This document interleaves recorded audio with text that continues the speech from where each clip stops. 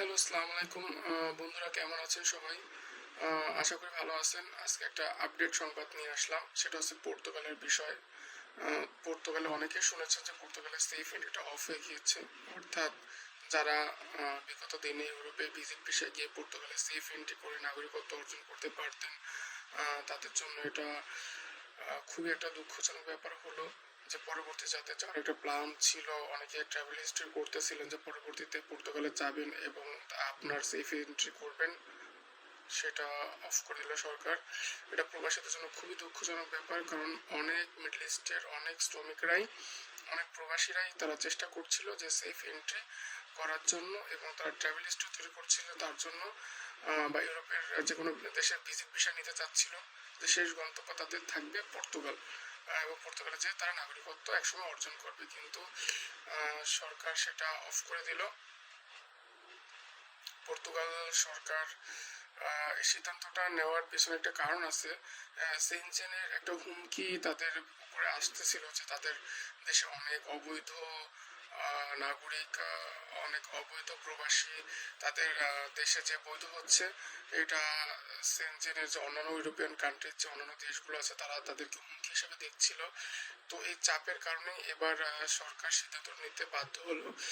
আগে অনেক সরকার এটার চেষ্টা করছে, কিন্তু শেষ পর্যন্ত একটা পেরে ওঠেনি। বাট এবারে সরকার খুব জোরাজুরি করে সিদ্ধান্তটা নিয়েই ফেললো। তো জুন মাসের 4 তারিখ থেকেই সেফ এন্ট্রিটা অফ হয়ে গেল, এবং এর আগে যারা এন্ট্রি করেছেন তাদের কোনো সমস্যা নেই, তারা এই আইনের আওতায় নাগরিকত্বর জন্য আবেদন করতে পারবেন, এবং আপনার কাজ এবং ট্যাক্সের মাধ্যমে, ট্যাক্স পে করার মাধ্যমে পরবর্তীতে আপনার প্রসেসিংটা আপনি আগাতে পারবেন। কিন্তু 4 তারিখের পরবর্তীতে কেউ আর সেফ এন্ট্রি করতে পারবেন না। তবে মিডল ইস্ট থেকে যারাই ট্রাই করতে চাচ্ছিলেন যে ইউরোপের যে কোনো একটা দেশের ভিজিট ভিসা নিয়ে পরবর্তীতে পর্তুগালে আপনার গন্তব্য করতে চেয়েছিলেন, তারা অবশ্যই ভিডিওটা দেখবেন এবং সবকিছু জেনে শুনে তারপরে আগাবেন। অনেক এজেন্ট এখনো বলতে পারে যে না, এখনো করা যাবে, এইভাবে ওইভাবে অনেক কিছু বোঝাতে পারে। তবে আপনি আপনার দিক ভালো করে চিন্তা করে তারপরে আগাবেন। যেটা আপনার জন্য ভালো হয় সেটা করার চেষ্টা করবেন, এবং পরবর্তীতে অবশ্যই যখন সেফ এন্ট্রি অফ হয়ে গেল, পরবর্তীতে আপনাদের ইউরোপে ট্রাভেল হিস্ট্রি করার ভিতরেও একটা চেঞ্জ আসতে পারে।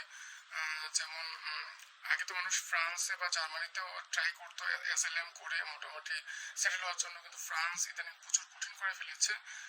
তো ইউরোপে যাওয়ার ক্ষেত্রে মোটামুটি কিছু পথ আস্তে আস্তে সবই বন্ধ হয়ে যাচ্ছে। তো এটা প্রবাসীদের জন্য খুবই একটা দুঃসংবাদ বটে।